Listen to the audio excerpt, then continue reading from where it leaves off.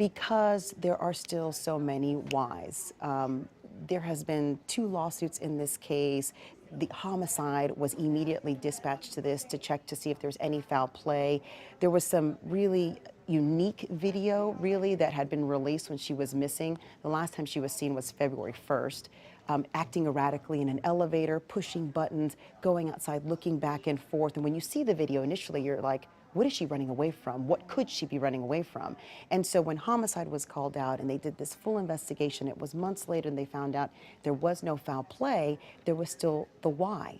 Why is she out there? And even this many years later, we still don't know that. You know, in 22 years plus of doing this job as a news reporter, this is one of the cases that kind of sticks with me because we know the who, what, when, where, but the why is always the question. And when there's never a why to a story, especially in this case, there's so many questions left unanswered. That's why it still resonates. We were talking about it in the newsroom that the anniversary was coming up of finding her body, and everyone started talking about it. It just was something that, like, we remembered the case, we remembered what it was like, sort of talking about, like, well, who could have been with her, what could have happened. It's just one of those things because there are no answers, no direct answers to why.